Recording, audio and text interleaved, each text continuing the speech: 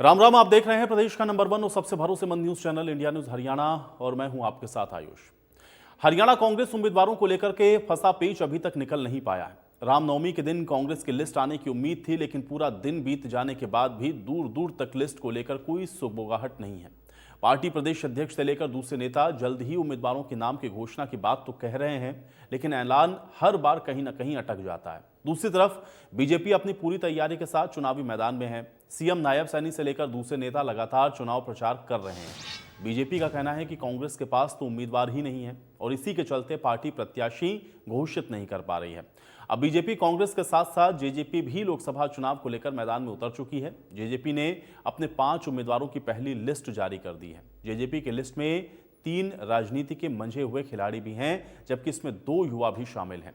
इनमें एक हैं राहुल यादव उर्फ फाजिल पुरिया, और जेजेपी ने फाजिल पुरिया को गुरुग्राम से टिकट दिया है। अब ऐसे में सवाल ये उठता है कि बीजेपी दिग्गजों के सामने जेजेपी की उम्मीदें कितनी टिकेंगी और क्या फाजिल पुरिया राव इंद्रजीत सिंह को टक्कर दे पाएंगे, और कांग्रेस की लिस्ट में आखिर जो पेच है वो कहां पर फंसा हुआ है। कांग्रेस में उम्मीदवारों को लेकर आखिर ये असमंजस की स्थिति क्यों बरकरार है। कर रहे हैं, आज भी आ सकते हैं लिस्ट। कांग्रेस प्रेसिडेंट थे नहीं, आगे उनको आज भी कहीं बाहर कर्नाटक वगैरह कार्यक्रम तो उनको रिपोर्ट दी जा चुकी है। जैसे ही उनको समय मिलेगा तो वो करेंगे कार्रवाई। तो उम्मीद है जल्द आ सकती है, उसी को लेकर इंतजार है। आपकी तरफ से कार्रवाई पूरी हो चुकी है, लिस्ट दे दी गई है। हमारी तरफ से कार्रवाई पूरी है और कोई क्वेरी होगी वो दे देंगे। ये उनकी कमजोरी दिखती है कि हरियाणा के अंदर वो एक उम्मीदवार भी फाइनल नहीं करती। कांग्रेस तो हमेशा चाहेगी कि जेजेपी कमजोर पड़े, और ये आपने देख लिया होगा, चाहे दिग्विजय सिंह का विरोध हुआ, चाहे डॉक्टर अजय सिंह का विरोध हुआ। विरोध करने वाले कौन थे? कांग्रेस ही थे। मुकाबले में आज कांग्रेस के अंदर एक भय का वातावरण है। वो अपने प्रत्याशी सुबह नाम लेते हैं किसी और का, वो भाग जाते हैं, शाम को किसी और का लेते हैं, वो भाग जाते हैं। मंथन चल रहा है, कभी तो राहुल गांधी के घर में मंथन चलता है, कभी सोनिया के यहाँ मंथन चलता है, और कभी खड़गे के यहाँ मंथन चलता है। और लोग, जो नाम राहुल पे होता है वो सोनिया पे बदल जाता है, और जो सोनिया पे नाम होता है वो खड़गे पे बदल जाता है, और कोई टिकाऊ व्यक्ति नजर नहीं आ रहा। तो आरोप प्रत्यारोप के बीच में आज की बहस के कुछ सवाल हैं, पहले उस पर नजर डालते हैं, उसके बाद आज की चर्चा में आगे बढ़ेंगे। तो आज की बड़ी बहस का पहला और अहम सवाल, कांग्रेस की लिस्ट में जो पेच है वो आखिर कहां फंसा हुआ है, ये आज थोड़ा समझने की कोशिश करेंगे, क्योंकि आज रामनवमी है और ये उम्मीद हो रही थी कि रामनवमी तक ये जो उम्मीदवार हैं उनके ऐलान कांग्रेस कर देगी। कांग्रेस में दरअसल उम्मीदवारों को लेकर के क्या वाकई में असमंजस की स्थिति है। सवाल दूसरा ये है कि जेजेपी के उम्मीदवार कितने मजबूत हैं, ये भी आज थोड़ा समझने की कोशिश करेंगे, और क्या कांग्रेस बीजेपी इन दोनों ही पार्टियों को जेजेपी के जो उम्मीदवार हैं वो टक्कर दे पाएंगे। और अहम सवाल सबसे यह है कि हरियाणा की फिर ऐसी कौन कौन सी सीटें होंगी जहां पर जो दिलचस्प मुकाबला है, जो टक्कर है, वो कड़ी देखने को मिलेगी।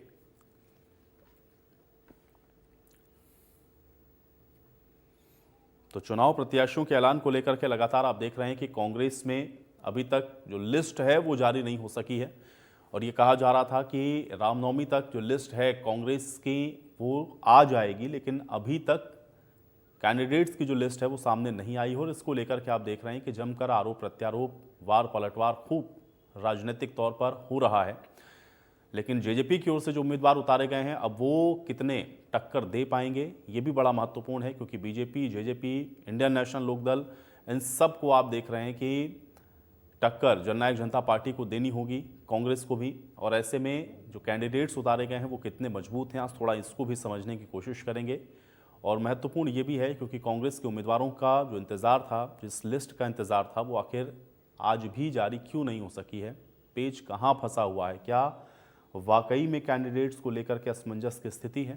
ये तमाम ऐसी अहम चीज़ें हैं जो कि भविष्य के गर्त में है, लेकिन अब देखना ये होगा कि ये जो लिस्ट है वो कब तक आती है। और दूसरा ये है कि जो उम्मीदवार अभी आप देख रहे हैं कि चुनावी मैदान में हैं, उनसे ये लोकसभा का जो चुनाव है वो कितना दिलचस्प होता हुआ नजर आ रहा है। और ऐसी कौन कौन सी हरियाणा की सीटें हैं लोकसभा की, इन 10 सीटों में, जहां पर मुकाबला बहुत दिलचस्प होने वाला है, टक्कर दिलचस्प होगी, आज इसको भी थोड़ा समझने की कोशिश करेंगे, क्योंकि सभी पार्टियां आप देख रहे हैं कि अपनी जीत की तैयारी के साथ चुनावी मैदान में उतर चुकी हैं।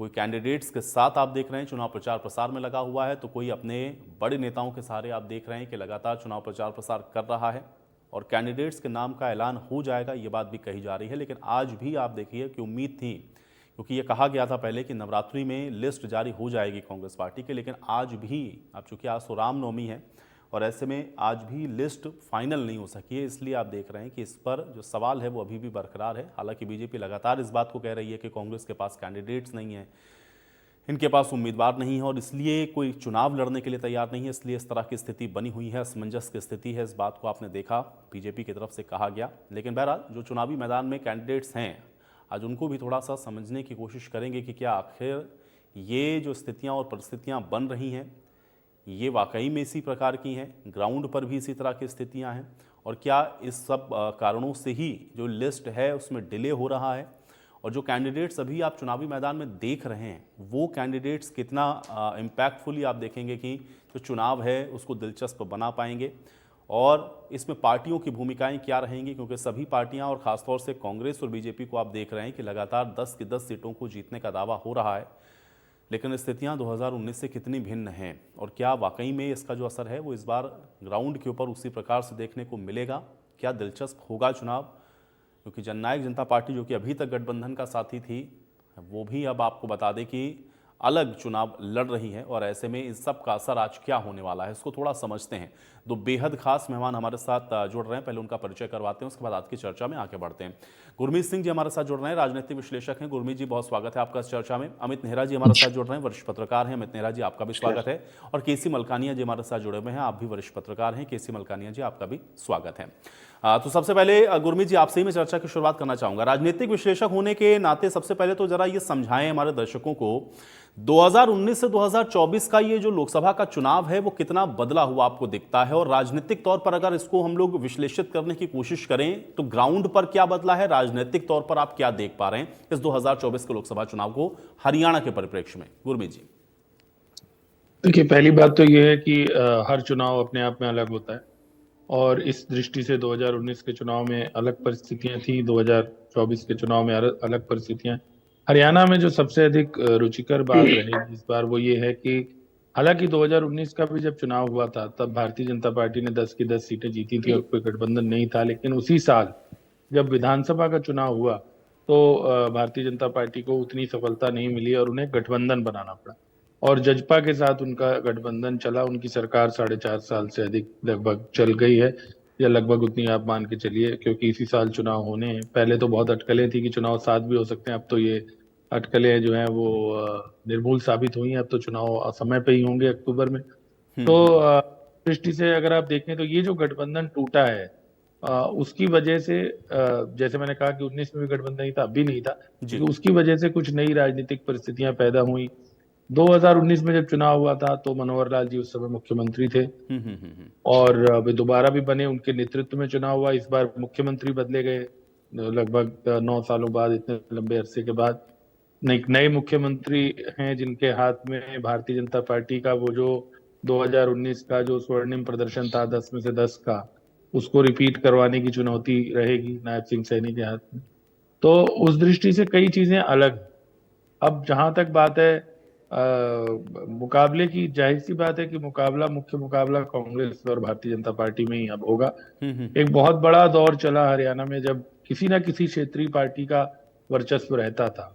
हर मुकाबले में एक क्षेत्रीय पार्टी हमेशा पहले या दूसरे नंबर पे भी रहा करती थी। वो दौर अब समाप्त हो गया, क्योंकि आज की तारीख में अगर आप बात करेंगे तो जो दो मुख्य राष्ट्रीय पार्टियां हैं, कांग्रेस और भारतीय जनता पार्टी, अब हरियाणा में भी जो मुख्य मुकाबला है वो उन्हीं के बीच है।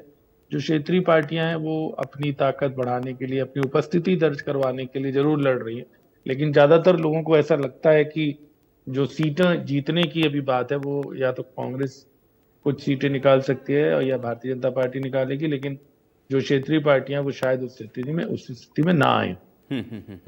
तो ये सारी चीजें हैं। अब बाकी तो देखिए, अभी जब कांग्रेस के, क्योंकि भारतीय जनता पार्टी ने तो अपने उम्मीदवारों की घोषणा कर दी, उन्होंने 1-2 कांग्रेस से तोड़ के भी कर दी, जैसे उदाहरण के लिए नवीन जिंदल, जो कांग्रेस के एक बहुत वरिष्ठ नेता रहे शुरू से, कुरुक्षेत्र सीट से सांसद भी रहे, वो इस बार भारतीय जनता पार्टी के टिकट पे मैदान में है।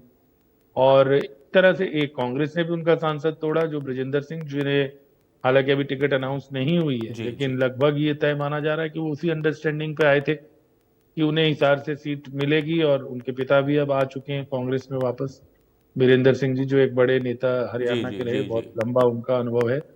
और एक और नई बात इस बार यह है कि जो आम आदमी पार्टी से इनका तालमेल हुआ है, जिसके तहत जो कुरुक्षेत्र की सीट है वो आप जानते हैं कि आम आदमी पार्टी लड़ रही है। जी, तो जी। उस दृष्टि से ये सारी चीजें जो आपने कही कि 2019 से इस बार 2024 में क्या अलग है, तो वो मैंने आपको कुछ बातें बताई जो जाहिर से नहीं अलग नहीं, ठीक है, बात बहुत हम सारे कर पॉइंट्स सकते हैं। आपने बताए। अब थोड़ा सा इसको और विश्लेषण करके हम लोग और समझेंगे।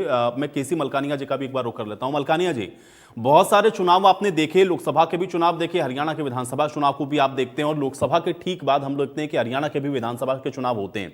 लेकिन इस बार 19 से अगर आप देख रहे हैं, और खासतौर से 2024 के जब लोकसभा चुनावों की हम लोग चर्चा कर रहे हैं, तो कैसी स्थितियां और परिस्थितियां आपको राजनीतिक तौर पर दिख रही हैं, नजर क्या आ रहा है एक वरिष्ठ पत्रकार होने के नाते? मलकानिया जी।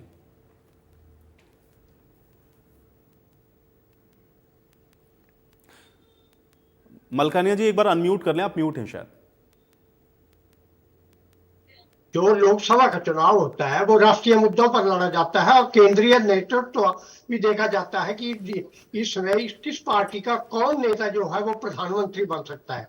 तो इसमें जो भारतीय जनता पार्टी है उनके पास एक मजबूत नेता है, मोदी जी है, और उनके नाम पे भाजपा चुनाव लड़ रही है। परंतु जो क्षेत्रीय पार्टियां हैं उनकी जो भूमिका होती है वो विधानसभा चुनावों में ज्यादा होती है, परंतु लोकसभा चुनावों में वो इतनी ज्यादा महत्व नहीं रखते। परंतु कई बार तो ये जो छोटी पार्टियां हैं कम से कम कुछ ना कुछ सीटें ले जाती है, नहीं तो कम से कम वोट तो अवश्य काटती हैं। जो मुख्य पार्टियां, नेशनल पार्टी है, जी, हमारे जी, सामने जी। कांग्रेस और भाजपा के बीच मुकाबला है। परंतु भाजपा ने तो अपने उम्मीदवार जो है 10 के 10 पहले घोषित कर दिए गए हैं। परंतु कांग्रेस के पास ये संकट है कि उनके पास उम्मीदवारों की कमी चाहे हो या ना हो, परंतु आपसी फूट अवश्य है। एक साइड भूपेंद्र सिंह हुड्डा जी है जो जी।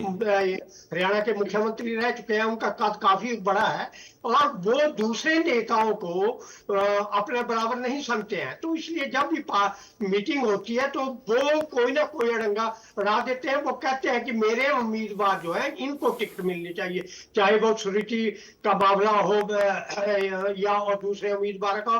तो वो कहते हैं कि इनको टिकट मिलना चाहिए। 2 बार जो कई बार देखा गया कि टिकटें फाइनल हो गई, लगा टिकटें अनाउंस हो जाएगी। अब किरण चौधरी जी पहुंच गई केंद्र में, वहां जाकर उन्होंने अपनी बात रखी जब उनको पता लगा कि सुरती का टिकट कट रहा है। तो नेता तो वो भी मजबूत है, परंतु हुड्डा जी उनको अपने बराबर का कद का नेता नहीं मानते हैं और वो चाहते हैं कि जो उम्मीदवार लोकसभा में चुने जाएं या लोकसभा के लिए खड़े हो वो मेरे हो, और उसका प्रभाव जो है आने वाले विधानसभा चुनावों में भी देखा जाएगा।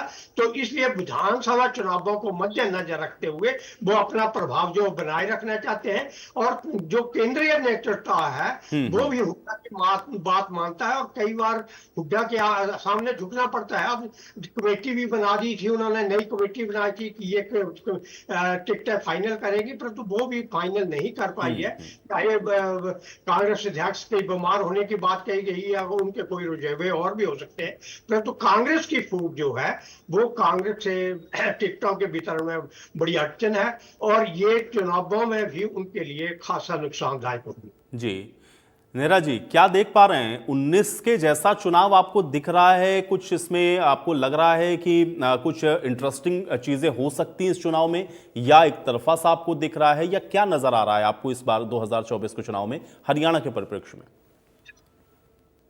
आयुष, अगर पिछले 10 साल को देखें तो 2014 का जो चुनाव था तो मोदी युग की शुरुआत इसको हम कह सकते हैं। तो उस टाइम मोदी की धूम थी, जिस तरह पूरे देश में थी तो उस तरह हरियाणा में भी थी। और 2019 का अगर चुनाव देखें तो पुलवामा जो कांड था तो उसकी धमक चारों तरफ थी, तो वो सारा का सारा पुलवामा कांड पे लड़ा गया था। लेकिन इस बार का चुनाव जो है वो दोनों चुनाव के मुकाबले मुझे कुछ उदासीन सा लगता है, क्योंकि मुद्दे इतने मुखर नहीं है। जी, ठीक है ना, क्योंकि राम मंदिर एक मुद्दा है लेकिन वो समय से पहले चल दिया, मुझे लगता है थोड़ा सा। तो वो थोड़ा सा उसकी धार कुंद होगी।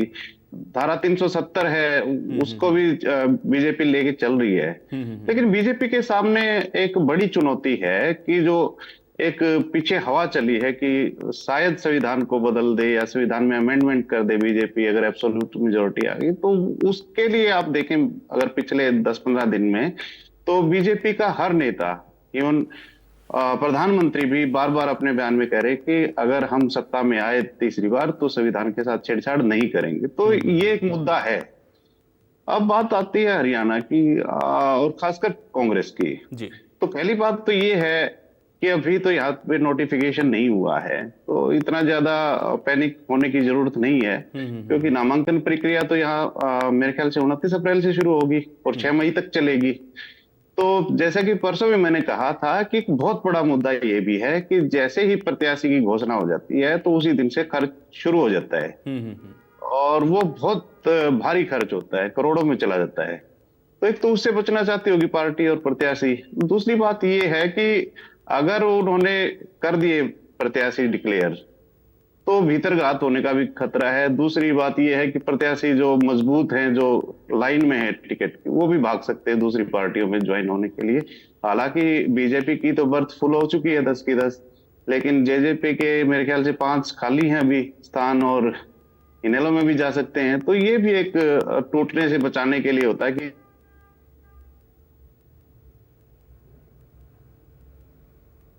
चीजें देखनी पड़ती हैं पार्टी को। अब एक और बात है कि मुझे लगता है कि ये 19 तारीख को आएगी लिस्ट, जहां तक मुझे लगता है, क्योंकि पहले चरण का उस दिन मतदान हो चुका होगा और कांग्रेस भी वेट कर चुकी होगी कि अगला कैसे करें शुरू। बाकी कांग्रेस जाने कब शुरू करेगी। अब बात आती है कि हॉट सीट कौन सी रहेंगी हरियाणा में। बहुत कुछ तो गुरमीत जी ने बता दिया कि क्या समीकरण है, पार्टियों के क्या हालात हैं, अंदरूनी हालात क्या हैं। तो मुझे लगता है कि सबसे ज्यादा जिस पे नजरें रहेंगी जिस सीट पे, वो करनाल रहेगी, क्योंकि वहां पे खुद मुख्यमंत्री विधानसभा का उपचुनाव लड़ रहे होंगे और पूर्व मुख्यमंत्री वहां पे अपना सांसदगी का चुनाव लड़ रहे होंगे। तो दोनों का अपना पहला चुनाव ये करनाल में इस तरह का चुनाव पहला होगा, तो करनाल तो हॉट सीट रहेगी। उसके बाद रोहतक जो है, जो प्रेस्टिजियस सीट जिसको कह सकते हैं, कि दीपेंद्र हुड्डा लड़ेंगे या उनके परिवार का कोई और सदस्य लड़ेगा, इस पे भी थोड़ी सी चर्चाएं चल रही है, क्योंकि वो खुद राज्यसभा के सदस्य हैं। क्या कांग्रेस अपने राज्यसभा की सीट का बलिदान करेगी या किसी और को टिकट देगी, या इसी परिवार में से किसी और सदस्य को टिकट देगी, ये भी देखने का विषय रहेगा। और क्या ये रिगेन करेगी कांग्रेस, इस पे निगाहें रहेंगी। इसके बाद जो रोचक मुकाबला है वो हिसार का रहेगा, क्योंकि हिसार में भी एक परिवार के 3 आदमी कह सकते हैं वहां पे लड़ रहे हैं, ठीक है ना। दूसरा दुष्यंत की भी वो कर्म भूमि रही है, एक बार सांसद रह चुके हैं, तो उस पर भी निगाहें रहेंगी। उसके बाद भी सारी सीटों पे रहेंगी, तो मुख्य मुकाबला तो इन सीटों पे रहेगा। तो क्या होता है कि मुद्दे इतने नहीं हैं हरियाणा से रिलेटेड इस चुनाव में। हालांकि मुद्दे अमित जी आपको लगता नहीं है, या विपक्ष उन मुद्दों को सही तरीके से बता नहीं पा रहा है या कन्विंस नहीं कर पा रहा है जनता को, क्योंकि मुद्दों की कमी है ऐसा तो नहीं नजर आता, लेकिन क्या लगता है कि उन चीजों को जैसे बताना चाहिए था उसमें कुछ कमी नजर आ रही है, वहां उदासीनता है थोड़ी? देखिए, मुख्य विपक्षी पार्टी तो आयुष यहाँ पे कांग्रेस ही है, ठीक है ना। क्योंकि अभी जो गुरमीत जी ने कहा कि यहाँ पे हर इलेक्शन में एक मुख्य विपक्षी पार्टी जो होती थी वो लोकल पार्टी होती थी, रीजनल पार्टी। अब की बार वो नहीं है। उसके साथ दिक्कत ये है कि क्योंकि लोगों को जेजेपी पे विश्वास नहीं हो रहा है कि क्या ये अभी तक बीजेपी से अलग हुए हैं या नहीं, ठीक है ना। क्योंकि इस तरह की दरार तो इनमें देखने को नहीं मिली। मुख्यमंत्री बदला गया तो ये भी चले गए, तो कोई हॉट टॉक्स तो हुई नहीं इनके बीच में। दूसरी बात, दूसरा जो दल बचा इनका तो इनेलो है। इनेलो में सिर्फ एक बार ही ऐसा दिखाया कि हम बीजेपी के खिलाफ हैं, जब किसान आंदोलन था और अभय चौटाला ने अपना इस्तीफा दे दिया था। लेकिन उसके बाद 2 क्रूशियल मौके आए जो, तो उनमें अभय चौटाला बीजेपी के साथ खड़े दिखाई दिए लोगों को। एक तो था राष्ट्रपति पद का जो चुनाव था, उसमें वोटिंग का मामला था। तो उन्होंने खुल के कहा था कि हम कांग्रेस के साथ किसी भी सूरत पे नहीं जाएंगे। जी जी। लेकिन उनको जब तटस्थ रहने की जरूरत थी तब भी उन्होंने वोट डाला बीजेपी की तरफ। और दूसरा मौका आया था जब राज्यसभा का चुनाव था, तो उन्होंने बीजेपी समर्थित उम्मीदवार को वोट डाल के ये दिखाया था कि हम कांग्रेस के साथ नहीं जाएंगे। तो अब हरियाणा में जो विपक्ष को वोट देने का मन रखते हैं, तो इन दोनों पार्टियों की तरफ नहीं जाएंगे। हालांकि जब इनेलो एक थी तो वो मजबूत विपक्ष का काम करती थी, वो बीजेपी का भी समय समय पर विरोध कर देती थी और कांग्रेस का विरोध कर देती थी, तीसरी ताकत थी। लेकिन अब सीधी सीधी दो ही ताकतें हैं, कांग्रेस और बीजेपी, क्योंकि जेजेपी को भी लोग बाग इतने सीरियस नहीं ले रहे हैं और इनेलो को भी इतना सीरियस नहीं ले रहे हैं। ठीक है, तो मुकाबला तो इन दोनों के बीच में ही रहेगा। बिल्कुल जी। गुरमीत जी, एक चीज मैं और जानना चाह रहा हूं, हालांकि दो सवाल मेरे इसी के साथ जुड़े हुए हैं। पहला तो ये, थोड़ा कांग्रेस में जो कैंडिडेट्स की लिस्ट नहीं आ रही है, इसको आप एक स्मार्ट मूव के तौर पर देख रहे हैं, जैसा अमित जी ने इशारा किया जिस ओर, या आपको लग रहा है कि नहीं, वहां पर कुछ तो ऐसा है जिस पर असमंजस की स्थिति है या पेच कहीं फंसा हो सकता है? दूसरा यह है, जिस ओर मलकानिया जी इशारा कर रहे थे कि भले ही ये जो अन्य रीजनल पार्टियां हैं ये जीतने की स्थिति में ना हो, लेकिन दोनों ही पार्टियों के कैंडिडेट्स के लिए मुश्किलें तो जरूर खड़ी कर सकती हैं। कुछ वोट भी काट दिया तो जो कम मार्जिन वाली सीटें हैं वहां पर दिक्कत हो सकती है। कैसे देखते हैं दोनों स्थितियों का, गुरमीत जी? देखिए, कई बार तो इंडिपेंडेंट भी वोट काफी ले लेते हैं, तो ऐसा ये तो रहता ही है। लेकिन हाँ, मैं इस बात से उतना सहमत नहीं हूँ कि कांग्रेस का ये स्मार्ट मूव है। मुझे लगता है कि जो अमित सर बता रहे हैं कि खर्चे की वजह से या गुटबाजी ज्यादा ना हो जाए, उसकी वजह से ये रीजन नहीं है, और उनकी खींचतान ही इसकी मुख्य वजह है जो वो देरी करे। क्योंकि अगर देरी की बात करते तो उन्होंने चंडीगढ़ में मनीष तिवारी की डिक्लेयर कर दी, जबकि चंडीगढ़ में भी चुनाव लेट है और कई और जगहों पर जहां चुनाव लेट है वहां पर उन्होंने घोषित कर दिए। यहाँ पर दिक्कत ये है कि कांग्रेस में क्योंकि कई ग्रुप हैं, और हुड्डा साहब ने एक बयान भी दिया था कि अगर शैलजा लड़ती हैं या रणदीप सुरजेवाला लड़ते हैं तो उनका स्वागत है ना। तो शैलजा जी की तो अब काफी चर्चा चल भी रही है कि शायद वो सिरसा से उम्मीदवार हो सकते हैं। और इसी तरह से सोनीपत से भूपेंद्र हुड्डा, एक बार उनको खुद फंसाया गया था चुनाव, वो आप जानते हैं लड़ चुके हैं। और अभी जैसे अमित जी ने कहा कि दीपेंद्र के खिलाफ ये बात आ रही है बार बार कि भाई उनका राज्यसभा की फिर सीट एक कांग्रेस की चली जाएगी, क्योंकि वो राज्यसभा में अभी उनका काफी टाइम बाकी है, लगभग 4 साल से अधिक। तो इसलिए जो कांग्रेस में पेच है वो फंसा हुआ है। मेरे को लगता है स्ट्रेटजी की बात तो आजकल कांग्रेस के लिए लोग कम ही करते हैं कि कांग्रेस के पास स्मार्ट मूव, क्योंकि कांग्रेस के दांव जब बुरे दिन चल रहे होते हैं तो सब दांव उल्टे ही पड़ रहे होते हैं। तो इसलिए वो स्मार्ट मूव वाली मुझे बात नहीं लगती। और डिले होने से जहां तक ये कि टूट फूट हो जाएगी, देखिए टूट फूट भी जैसे उन्होंने खुद ही कहा कि 10 सीटें बीजेपी की तो अनाउंस हो ही गई। आज की तारीख में कांग्रेस से ज्यादा अच्छे हालात आईएनएलडी या जेजेपी में तो है नहीं कि कांग्रेस के लोग टूट के वहां जाएंगे। कांग्रेस के लोग बीजेपी में जा सकते थे, वो चले गए। नवीन जिंदल, आपको मैंने बताया कि वो कांग्रेस के अभी बिल्कुल कुछ ही घंटे पहले वो बीजेपी में आए और उनको टिकट मिल गई। और कुर्सी में वो पहले सांसद भी रह चुके हैं, बाद में उनकी माताजी भी जो है वो चली गई हैं उनके साथ। उधर ब्रिजेंद्र सिंह और उनके पिताजी आ गए। तो और कई सीटों पे तो कांग्रेस में भी, जैसे मैंने बताया, हिसार में ऑलमोस्ट सब लोग को पता ही है कि कौन होगा। रोहतक में निश्चित ही हुड्डा परिवार से ही होगा। अगर दीपेंद्र, ज्यादा संभावना तो लोग दीपेंद्र हुड्डा की बता रहे हैं, क्योंकि वो वहां से, और वो सीट मजबूत मानी भी जाती है। कल भी किसी चैनल पे कोई सर्वे था जिसमें 9-1 बता रहे थे, तो उसमें जाहिर सी बात है कि कांग्रेस में इस समय सबसे ज्यादा मजबूत सीट रोहतक ही मानी जाती है जी, बाकी सीटों की बनिस्बत। तो पिछली बार भी वो बहुत बड़े अंतर से नहीं आ रहे थे दीपेंद्र हुड्डा। और आप जानते हैं कि 2014 में, जैसे अमित ने बताया कि जब मोदी जी की एक लहर भी थी, तब भी वो जीत गए थे 14 में चुनाव। तो इसलिए कांग्रेस में मुझे लगता है कि जो कैंडिडेट्स को लेके ही मामला फंसा हुआ है। और जाहिर सी बात है कि जो अलग अलग नेता हैं, अलग अलग खेमों के जो नेता हैं, अब एक उसका खेमा वीरेंद्र सिंह जी का भी होगा ही एक तरह से, वो भी एक बड़े नेता, वो किस तरफ चलते हैं वो अलग बात है। ये ठीक है कि दिल्ली में जब वो शामिल हुए तब लगभग सभी नेता मंच पर मौजूद थे कांग्रेस के, और उन्होंने एक एकता वाली बात करी वहां पर। लेकिन एक्चुअल में तो आप जानते हैं कि जो ग्राउंड पे तस्वीरें होती हैं वो अलग हैं। तो मुझे लगता है भारतीय जनता पार्टी ने इसमें शुरुआती बढ़त ली है कैंडिडेट डिक्लेयर करके। हालांकि ये बात सही है कि बहुत लोग ये कहते हैं कि अगर आप बहुत पहले चुनाव में कैंडिडेट घोषित कर देते हैं तो जो उसकी कैंपेन की पीक होती है वो मतदान से पहले खो जाती है, ऐसा भी तर्क दिया जाता है। तो कोई एक रूल नहीं होता चुनाव में, और कि भाई आप ये सोचें कि उसमें कोई उससे कोई आप ये तय करने की, हाँ अगर लेट अनाउंस हो रहा है तो वो अच्छी बात होगी या लेट अनाउंस हो रहा है तो वो खराब बात होगी, ऐसा मैं नहीं मानता कि उसका कोई एक निश्चित आप देखिए पैमाना। पिछला ट्रैक हम लोग देख रहे हैं गुरमीत जी, खासतौर से अभी जो हाल में ही विधानसभा के चुनाव हुए जिसमें 3 बड़े प्रदेश जिनका जिक्र बार बार होता है, मध्य प्रदेश में, राजस्थान में, छत्तीसगढ़ में, यहां पर कैंडिडेट्स बीजेपी ने बहुत पहले अनाउंस किए। क्या लग रहा है कि उसी को ध्यान में रखते हुए वो चीज इंप्लीमेंट की जा रही है लोकसभा चुनावों के भी लिहाज से, इसलिए कैंडिडेट्स आप पहले फाइनल कर दिए फिर उनको कैंपेनिंग में आप डाल देते हैं? देखिए ये निश्चित ही भारतीय जनता पार्टी में ये एक उनकी एक रहती है कि कैंडिडेट पहले, आप हिमाचल में देख लीजिए, हिमाचल में भारतीय जनता पार्टी के जो 4 कैंडिडेट हैं वो अनाउंस हो चुके हैं जी। कांग्रेस के अभी 2 ही कैंडिडेट अनाउंस हुए, वो भी लेट हुए, वो बीजेपी के पहले हुए। तो इस तरह से अगर आप देखोगे कि और प्रदेशों में भी, तो भारतीय जनता पार्टी में चुनौती नहीं है ना कोई। भारतीय जनता पार्टी में जो है वो जिसका नाम अनाउंस हो जाता है तो बस हो जाता है वहाँ पे। और वहाँ अब चंडीगढ़ सीट पे हालांकि पवन बंसल तो शांत हैं, लेकिन उनके समर्थकों के कईयों के इस्तीफे हो रहे हैं, ये हो रहा है जो जैसे अभी वो बात कर रहे थे कैंडिडेट अनाउंस करने की वजह से, क्योंकि मनीष तिवारी को टिकट मिली है यहाँ से और पवन बंसल बहुत पुराने दिग्गज नेता हैं और बहुत लोग ये मानते हैं कि उनके साथ न्याय नहीं हुआ, क्योंकि मनीष तिवारी तो आनंदपुर साहिब से एमपी थे, वो वहां से भी लड़ सकते थे, वो लुधियाना से भी लड़ सकते थे।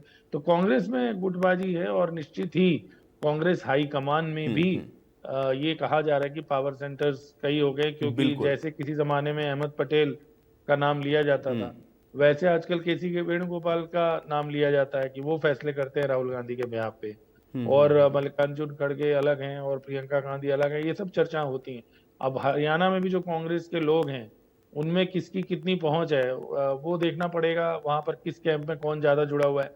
एक जमाने में तो हुड्डा साहब अहमद पटेल के बहुत करीबी थे, जब अहमद पटेल बहुत ताकतवर थे सोनिया गांधी के राजनीतिक सलाहकार के तौर पे, और अभी भी पार्टी उनको इग्नोर नहीं करना चाहती है, इसमें कोई दो राय नहीं।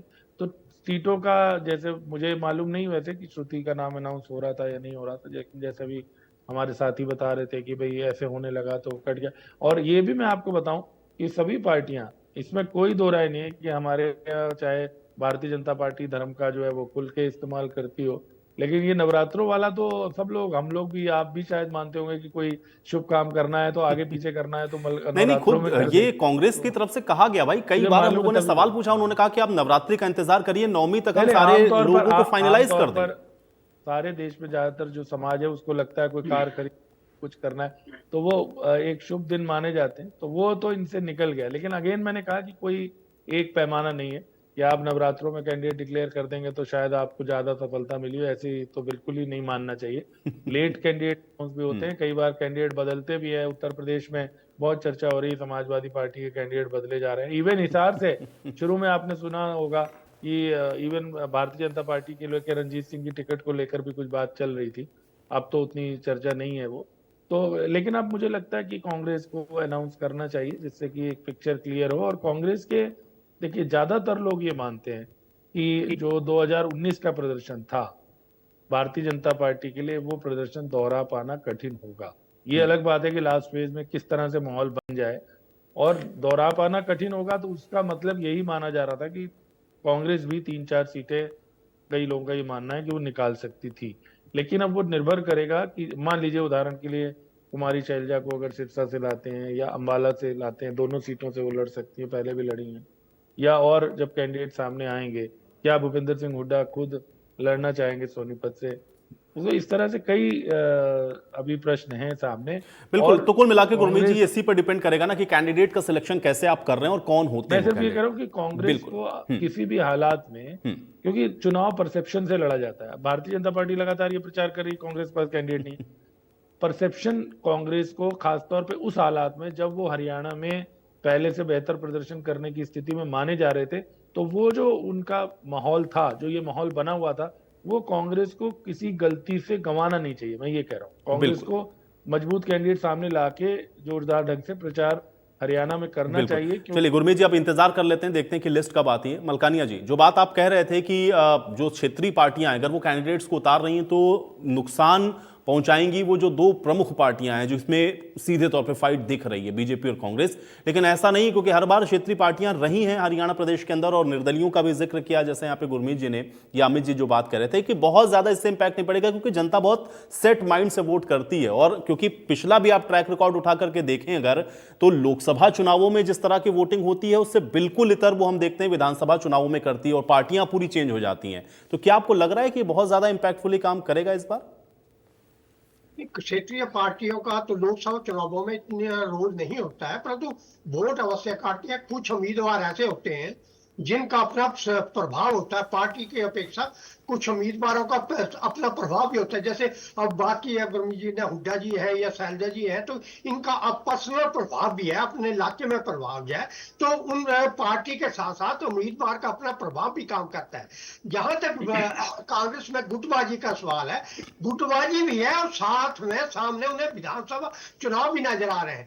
तो शैलजा का और हुड्डा जी का ये है कि विधानसभा चुनाव लड़े तो अगर कांग्रेस मेजॉरिटी में आ जाती है, जैसे पिछली बार भाजपा को क्लियर मेजॉरिटी नहीं थी और उनकी सीटें कटी थी, और जैसे सीटें घटी थी तो उसके बाद इस बार ऐसा लगता है पहले इन लोगों के साथ जेजेपी के साथ मिलकर उन्होंने सरकार बना ली, इसमें जेजेपी अलग हो गई है, तो उसका नुकसान हो सकता है कि भाजपा को होंठवाना पड़े और कांग्रेस को हो सकता है बराबरी में आ जाए, तो सत्ता में आने की आस है। और हर एक पार्टी का ये अधिकार है कि वो सत्ता में आने के दावा कर सकती है। तो ऐसे में शैलजा भी मुख्यमंत्री पद की उम्मीदवार है और उधर हुड्डा जी भी है।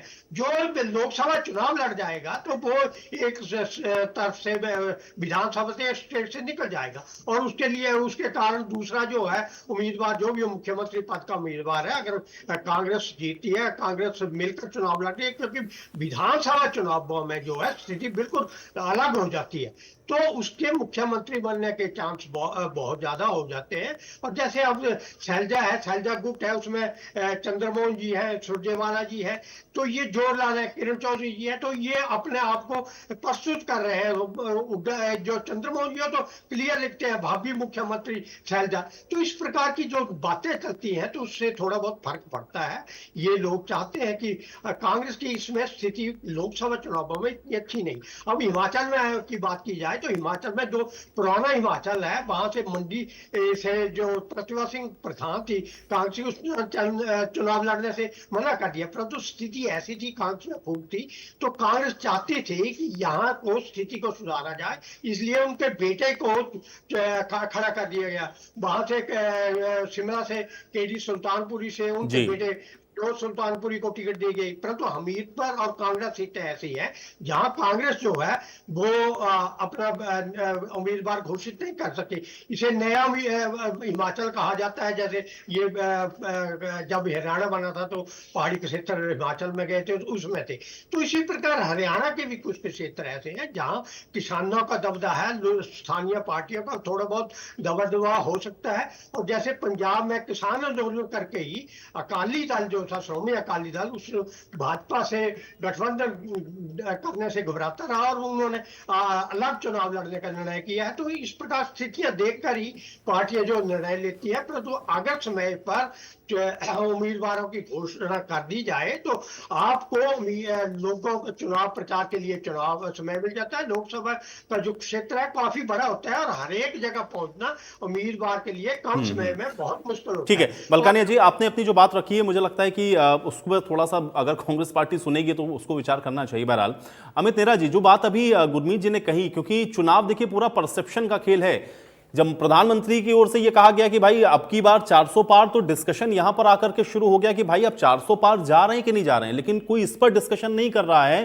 कि क्या विपक्ष इस स्थिति में है कि वो गवर्नमेंट बना ले, इंडिया अलायंस जो बनाया गया क्या वो सरकार बना ले।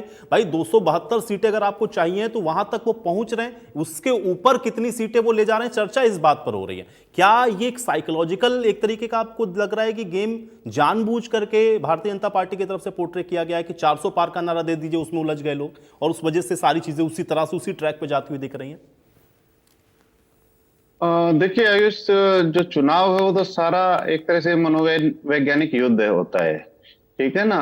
और दूसरी तरफ क्या है कि आपकी रणनीति अलग होती है और सोशल इंजीनियरिंग दूसरी बात होती है। ये नहीं है कि सिर्फ गुटबाजी के कारण ही लिस्ट अटकी पड़ी है। फिर वही बात दोहराता हूँ कि बहुत सारी चीजें होती है, फैक्टर होते हैं भी, दूसरी पार्टी क्या मूव करेगी। और अभी जो मलकानिया जी ने कहा उससे मैं काफी हद तक सहमत हूँ कि कुछ उम्मीदवार ऐसे होते हैं वो जीत ना सके लेकिन हरा जरूर सकते हैं। देखिए, रोहतक की सीट की बात करें, पिछले 2019 का इलेक्शन था, महज 7,000 का तो अंतर था, 7,000 वोटों का। जी। तो मान लिया कोई ऐसा उम्मीदवार होता जो बीजेपी की वोटों में सेंध लगा देता 10-12 हजार, तो मामला दूसरा हो सकता था। इसी तरह बहुत सारे ऐसे होते हैं, कुछ पार्टी होती है, लोकल पार्टी, उनका वोट बैंक होता है, कुछ उम्मीदवार होते हैं। भाई अरविंद शर्मा को ले लीजिए, भाई हरियाणा में दूसरी बार ऐसा हुआ था कि कोई इंडिपेंडेंट चुनाव जीत गया हो, ठीक है ना। ये 1991 में उन्होंने इंडिपेंडेंट जीत लिया था सोनीपत से। तो ये बहुत सारे फैक्टर होते हैं, सोशल इंजीनियरिंग भी है। हम चाहे बेशक उसको मना कर दें, जात पात धर्म वाला मामला, लेकिन इसका योगदान होता है, हम पर्दे पे खुद ना करें। और एक फैक्टर और भी आयुष, अगर जो राजनीतिक गलियारों में तैर रहा है, हालांकि मुझे नहीं पता इसमें सत्यता कितनी है, लेकिन ये चर्चा है। वो चर्चा ये है कि राहुल गांधी जो कांग्रेस का बड़ा ब्रांड है, और वो वायनाड से इलेक्शन लड़ रहे हैं, और उन्होंने अभी तक जो उनका अमेठी था क्षेत्र, तो उसमें कोई उन्होंने ये नहीं कहा कि मैं नहीं लड़ूंगा क्या करूंगा। लेकिन वायनाड में जो इलेक्शन है वो फर्स्ट फेज में होना है, यानी अभी जो 19 तारीख को जो इलेक्शन जो मतदान होगा वायनाड में हो जाएगा। तो हो सकता है उसी दिन शाम को, रात को ये लिस्ट डिक्लेयर हो जाए और उसी में राहुल गांधी का भी नाम आ जाए, बड़ी लिस्ट आ जाए। तो उसका फायदा ये होगा कि वायनाड के आदमी तो अपना मन बना चुके होंगे जनता, और हो सकता है अमेठी से भी उतर जाए, उनपे ये बात ना आए कि आपने अमेठी छोड़ दिया, आप डर गए। ये तो इस तरह की बहुत सारी चीजें, हालांकि मुझे नहीं लगता इसमें कोई बहुत ज्यादा सत्यता है, लेकिन चीजें हैं, ऐसी चर्चाएं होती हैं। चुनाव में क्या होता है कि गॉसिप ही तो होती है। नहीं, लेकिन अमित जी, भाई जनता देखिए ना कितना स्मार्टली मूव करती है, क्योंकि हम लोग जब भी ये देखते हैं लोकसभा चुनावों में, आप देखिए वही जनता वोट किस तरह से करती है, और उसके ठीक बाद जब विधानसभा का चुनाव होता है, यहां तो 10 के 10 आपको जिता देती है, विधानसभा में आप कहते हैं अब की बार 75 बार, आपको 41 पर ला करके रोक देती है। ये जो जनता वोट करती है जिस माइंडसेट से, क्योंकि आपने कहा ना कि भाई देखिए हर बार, एक बार 14 में मोदी की लहर, 19 में आपने कहा पुलवामा हुआ, उसके साथ जनता लोकसभा चुनावों में खड़ी है, लेकिन जब विधानसभा का चुनाव आता है तो वो दूसरी तरह से सोचती है। क्या ये स्थितियां इस बार भी ग्राउंड पर आपको लग रहा है कि भाई लोकसभा में जब उनको ये दिख रहा है कि अब की बार 400 पार की एक तरफ बात हो रही है, तो हम अपना वोट ऐसे किसी शख्स को क्यों दें जिससे हमारा जो सांसद है वो उसका कोई सुनवाई ना हो पाए, इस तरीके से क्या जनता सोचती है? देखिए आयुष, जनता को काफी हद तक मीडिया, सोशल मीडिया और जो चीजें हैं, आपका एक गोल सेट करना, जैसे 400 पार, 75 पार, ये काफी हद तक उसके मूड को स्विंग कर देता है। लेकिन जरूरी नहीं कि हर बात मूड स्विंग हो। 2004 में जब अति आत्मविश्वास विश्वास का शिकार हो गई थी एनडीए गवर्नमेंट, प्रधानमंत्री अटल बिहारी वाजपेयी थे, तो उन्होंने इंडिया साइनिंग, और तय समय से पहले उन्होंने चुनाव डिक्लेयर करवा दिए, लेकिन जनता उससे कन्विंस हुई नहीं, इंडिया साइनिंग से। तो जरूरी नहीं कि नारे काम कर जाएं या जो गोल सेट किया है वो काम कर जाए, ठीक है ना। और एक थोड़ा रोचक और बता दूं हरियाणा से रिलेटेड, भाई जो उम्मीदवारों की लिस्ट फंसी होने का एक मामला, भाई 2004 में जैसे इलेक्शन हो गए थे हरियाणा में लोकसभा के, और कांग्रेस मोस्टली 9 सीटें जीत गई थी यहाँ से। लेकिन 2005 में जब विधानसभा का चुनाव होना था, तो 89 सीट तो डिक्लेयर कर दी थी विधानसभा की, लेकिन गुड़गांव की सीट पे काफी दिन तक पेच फंसा रहा था, गुड़गांव विधानसभा की सीट पे, आपको ध्यान हो। और कोई बहुत बड़ा मामला भी नहीं था, जिसको टिकट आनी थी धर्मवीर गाबा को, पहले से नाम तय था, लेकिन आज तक वो रहस्य है कि उतने दिन तक लटकी क्यों वो चीज, क्योंकि बड़ा नाम भी नहीं था उनके सामने। तो ये बहुत सारी चीजें होती हैं, एक हाइप भी बनाई जाती है, भाई क्या हो गया, कैसे हो गया। और देखिए 67 सीटें जीती थी उस टाइम कांग्रेस ने, कांग्रेस का की इतनी हवा थी 90 में से। तो चीजें, राजनीति तो वही होती है आयुष, जो हमें भी पता ना चले, आम आदमी को भी पता ना चले, राजनीति असली तो वही होती है। तो देखते हैं कि ये राजनीति क्या है जो ये टिकट डिक्लेयर नहीं कर रहे। हालांकि लड़ाई एक वजह हो सकती है, बिल्कुल। लेकिन हाँ ठीक है, आप ये कह रहे हैं कि लड़ाई एक वजह हो सकती है, लेकिन यही एक वजह है ऐसा नहीं हो सकता। गुरमीत जी, जी परसेप्शन की बात आपने कही, तो क्या ये परसेप्शन बनाने में आपको लग रहा है कि बीजेपी कहीं विपक्ष से कम ज्यादा आगे, क्योंकि वो 400 पार की बात करके यहां पर ला करके डिस्कशन को रोक देती है कि भाई 400 पार आप जा रहे हैं कि नहीं, आप 380, 85, 90 पर रुक जा रहे हैं? क्या ये परसेप्शन बन चुका है? और दूसरा ये है कि जनता जब वोट करती है, खासतौर से लोकसभा और विधानसभा, तो दोनों में बड़ा अलग अलग चीजें देखती है, और बहुत सारे राज्य इसके एग्जाम्पल हैं हमारे सामने। 19 में हम लोगों ने देखा था कि मध्य प्रदेश, राजस्थान, छत्तीसगढ़ तीनों चला गया, लेकिन वहां की सारी सीटें हम लोगों ने देखा कि भारतीय जनता पार्टी ने जीतनी लोकसभा चुनाव में, और हरियाणा में भी यही हुआ। तो क्या वो उस तरह की परिस्थितियां हैं इस बार के चुनाव में, और परसेप्शन क्या सेट कर दिया है भारतीय जनता पार्टी ने जनता के जहन में, या चुनावों के लिहाज से? नहीं, लोकसभा चुनाव के लिए तो करा ही है, इसमें कोई दो राय नहीं है कि जिस तरह का उनका एक साइकोलॉजिकल वो बनाते हैं और जिस तरीके का वो माहौल बनाते हैं, ये जो सर्वेज आ रहे हैं, कल जो मैं बता रहा हूँ एक चैनल पे 373 सीट बता रहे थे, जिसमें मैंने आपको बताया हरियाणा की 9-1 बता रहे थे। तो बहुत सारे सर्वेज स्पॉन्सर्ड भी होते हैं, और ये सारी चीजें जो आजकल हैं, जो बहस चल पड़ती है, और उसकी वजह से कुछ फर्क तो जरूर पड़ता है, और वो उनका एक अपना स्ट्रेटजी है, वो जमीन पे भी काम करते हैं और इस तरह के काम भी करते हैं, ऐसा नहीं कि जमीन पे नहीं करते होंगे। एक तो मैं इस बात से सहमत नहीं हूँ कि जो व्यक्ति लोकसभा चुनाव लड़ता है वो विधानसभा या मुख्यमंत्री की रेस से बाहर हो जाता है। ऐसे अनगिनत उदाहरण हैं जहां पर लोकसभा से लाके मुख्यमंत्री बनाए गए हैं, वो फायदा ही होता है बल्कि, क्योंकि वो अपना एक वो नहीं लड़ना चाहते, वो एक अलग बात है। बट आजकल तो बहुत, मैं अब नाम बताने का कोई लाभ नहीं, बहुत एमपीज को बनाया मुख्यमंत्री।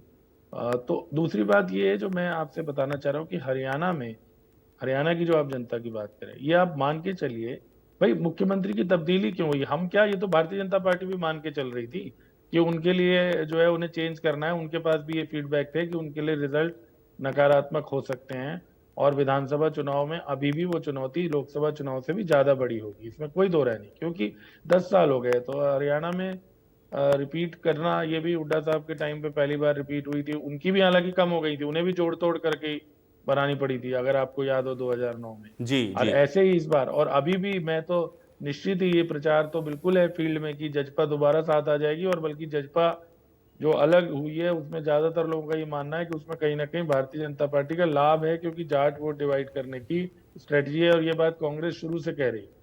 तो और अगर चुनाव के बाद जरूरत पड़ी तो जजपा दोबारा भी आ सकती है दोबारा बीजेपी में। तो इसलिए कुछ भी आप संभावना नकार नहीं सकते, लेकिन हाँ, ये निश्चित है कि हरियाणा इस समय एक ऐसा राज्य है जहां पर अगर कांग्रेस अपना घर ठीक कर ले और अगर वो मजबूती से चुनाव लड़े, तो लोकसभा और उसके बाद फिर विधानसभा में भी उसके लिए संभावनाएं हैं। जैसे कि राष्ट्रीय स्तर पर लोग संभावनाएं नहीं देख रहे हैं कि भाई कोई फेस ही नहीं है, या कोई मुकाबला करने की स्थिति ही नहीं है नरेंद्र मोदी से, उनके मुकाबले कोई आदमी खड़ा ही नहीं कर पा रही है विपक्ष। जो लोग हैं वो भी अपनी, कोई केस झेल रहा है, कोई जेल में चला गया, कोई ऐसे हो गया। नहीं गुरमीत जी, यही चीज मैं आपसे समझना चाह रहा था ना, क्योंकि जब आप ये कह रहे हैं ना लोकसभा चुनावों के लिहाज से, तो एक तरफ तो आपको एक चेहरा दिख रहा है जिसके दम पर यह कहा जा रहा है कि हमारी ही गारंटी है, मोदी ही गारंटी है। जनता जब लोकसभा के लिए वोट करने जाएगी तो वो उसके जहन में ये बात होगी कि नहीं होगी कि भाई मैं जिस सांसद प्रतिनिधि को चुन रहा हूं या चुन रही हूं, वो मेरी बात को पहुंचा सकता है, या उसकी बात सुनी जाएगी या नहीं सुनी जाएगी? क्या इसका असर पड़ेगा, या परिणाम आपको लगता है कि आश्चर्यजनक रूप से कुछ बदल जाएंगे? कह रहा था मैं, लोकसभा में क्यों ज्यादा उम्मीद है, 19 के बाद क्या परिवर्तन हुआ वो बता रहा हूँ। 19 के बाद जो सबसे बड़ा अभी भी जो कल सर्वे आ रहा था उसमें शायद सारे राज्यों में एक पंजाब ही राज्य था जहां पर कांग्रेस को वो 7 सीटें दे रहे थे, अगर हम उस सर्वे की बात करें, वहां बीजेपी को 2 ही सीटें दे रहे। आज भी कोई ये मान के राजी नहीं है कि पंजाब में भारतीय जनता पार्टी जो है वो बहुत कमाल कर ले, और 14 और 19 में भी नहीं कर पाई। और हरियाणा में इस बार क्यों लिंक कर रहा हूं मैं कि हरियाणा में एक चैलेंज है बीजेपी के सामने, क्योंकि ये जो किसान आंदोलन खड़ा हुआ था जिसमें 750 लोग मारे गए, वो अभी तो हरियाणा के बॉर्डर से इधर है, उस समय तो वहाँ कुंडली बॉर्डर पे ही था, दिल्ली बॉर्डर पे था, उधर झज्जर की तरफ था, तो उसका एक प्रभाव मुझे लगता है पड़ेगा। और जो किसान वर्ग है, जिसे हम दूसरे शब्दों में जाट वर्ग भी कहते हैं, वो हरियाणा में मुद्दा रहता है, वो सत्ता से 10 साल से बाहर हैं, वो सत्ता में वापसी करने के लिए इस बार आगे उनकी बहुत ज्यादा एक आकांक्षा रहेगी। उस वजह से हरियाणा में स्थितियां बदल सकती हैं, और इसीलिए मैंने बताया कि जब मुख्यमंत्री को चेंज किया है तो वो जो जनता का इनका सो कॉल्ड सिस्टम फीडबैक का है, उसके आधार पे किया है। भारतीय जनता पार्टी का रास्ता हरियाणा में कठिन माना जा रहा था, इसीलिए संभवतः मुख्यमंत्री चेंज किया। लेकिन इसमें अब वही वाली बात है कि कांग्रेस कितनी ताकत से चुनाव लड़ती है। लोकसभा में निश्चित ही जो आप बात कह रहे हैं कि भारतीय जनता पार्टी नरेंद्र मोदी के नाम पे या राम मंदिर का भी मुद्दा है, मुझे लगता है अभी भी उसका प्रभाव रहेगा। ये जो 3 राज्यों के चुनाव हुए उनमें भी कुछ उसने प्रभाव डाला है। जीत जाती भारतीय जनता पार्टी, लेकिन जितनी बड़े बहुमत से जीती उसमें वो मुद्दा रहा है। इस बार हरियाणा में भी ऐसा नहीं है कि उस मुद्दे का बिल्कुल प्रभाव नहीं होगा, लेकिन बीजेपी को आप जानते हैं कि विरोध का सामना करना पड़ रहा है। आप पिछले दिनों उस वीडियो की भी बहुत चर्चा थी जहां दुष्यंत चौटाला को भी इवन गांव में विरोध का सामना जी। करना पड़ रहा था बात से। तो वो अगर मुद्दा हावी रहा तो लोकसभा चुनाव में, जो मैं कहने की कोशिश कर रहा हूं कि भारतीय जनता पार्टी के लिए पुनरावृत्ति करना 10 की 10 सीटों वाला तो लगभग मुश्किल माना जा रहा है। और लेकिन गुरमीत जी, उसके बाद 10 की 10 तो विधानसभा आप कह रहे हैं चुनाव कि चाहिए 10 की 10 तो पुनरावृत्ति करने में दिक्कत हो सकती है, लेकिन क्या ऐसा हो सकता है कि 5 हो जाएं, 4 हो जाएं, या 10-9 होंगी, नहीं, 10-8 ऐसा थोड़ी होंगी, है इस कि तरह की भारतीय जनता स्थितियां हैं? पार्टी मोदी जी का नाम और इतना प्रचार और इतना तंत्र और इतना मंत्र होते हुए भारतीय जनता पार्टी 10 से 0 पे थोड़ी चली जाएगी। नेचुरली भारतीय जनता पार्टी अभी भी, ज्यादातर लोग यही मान रहे हैं कि जो सबसे ज्यादा सीटें हैं वो भारतीय जनता पार्टी को ही मिलेगी, लेकिन पुनरावृत्ति होना, क्लीन स्वीप जिसको हम कहते हैं कि सुपड़ा साफ कर दिया कांग्रेस का, वो इस बार अगर कांग्रेस अच्छे से चुनाव लड़ेगी तब, जैसे मैं बार बार कह रहा हूँ, देखिए जैसे मान लीजिए हिसार की सीट ले लीजिए आप, अब हिसार की सीट में एक परिवार से 3 लोग आ रहे हैं, जी। अगर अभी तीसरा नाम वैसे अनाउंस नहीं हुआ लेकिन लगभग सभी लोग संभावना बता रहे हैं, हम्म। तो इस स्थिति में कांग्रेस वहां पर लाभ ले सकती है। और वीरेंद्र सिंह जी बहुत बड़े नेता हैं, अगर वो वहां पर प्रचार करते हैं जोरदार तरीके से तो वहां पर वो जो बाकी लोग उनमें बढ़ सकते हैं। एक ही परिवार के अगर 3 लोग लड़ रहे हैं तो, क्योंकि INLD जजपा और इसके जो आपस में काडर है ना, बहुत सारे लोग तो ये कहते हैं कि परिवार अभी भी अंदर से एक ही होते हैं, राजनीति में केवल बाहर लड़ाई होती है, जो भी है, लेकिन वो रणजीत सिंह भी, तो तीनों लोग एक परिवार के जब चुनाव लड़ रहे हैं तो हो सकता है कि वहां पर कांग्रेस को कुछ बढ़त मिल जाए। तो कहने का अभिप्राय ये है, या रोहतक सीट तो उनकी है ही, सोनीपत सीट भी हुड्डा साहब का प्रभाव माना जाता है। तो बहुत सारे लोग, देखिए ये तो अभी सिचुएशन चेंज हुई है, अदरवाइज कुछ महीने पहले तक तो हरियाणा में यही बात चल रही थी कि आगे परिवर्तन हो जाएगा राज्य में कम से कम, और कांग्रेस की वापसी हो सकती है, बहुत सारे लोग ये मान के चल रहे थे।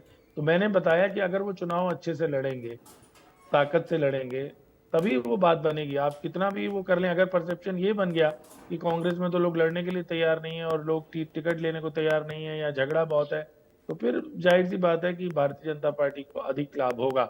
लेकिन उसके बावजूद मुझे लगता है कि क्योंकि 10 साल से हरियाणा में जो नाराजगी है, भले ही सेंट्रल इलेक्शन जो है वो सेंट्रल मुद्दों पे होता है और मोदी जी के मुकाबले में इस समय कोई नहीं है, लेकिन अगर ऐसा ही होता, मान लीजिए मैं यही मान लूं कि राज्य में ही नाराजगी है, तो फिर मुख्यमंत्री वो लोकसभा चुनाव के बाद बिल्कुल। बदल लेते। और अब गुरमीत जी, देखना यही होगा कि इन सारी चीजों का जो परिणाम है वो किस लोकसभा प्रकार का चुनाव होता है। ना हो। शुक्रिया आप लोगों का समय निकालने के लिए और आज इस चर्चा का हिस्सा बनने के लिए। हालांकि आप देख रहे हैं कि परसेप्शन की राजनीति की यहां पर बात हुई है, लेकिन अब देखना यह होगा कि जनता के जहन में आखिर किस तरीके का जो परसेप्शन है वो गया है और जनता क्या सोच रही है चुनावों का, और रिजल्ट का इंतजार करिए। इसी के साथ आज इस खास पेशकश में मेरे साथ फिलहाल इतना ही।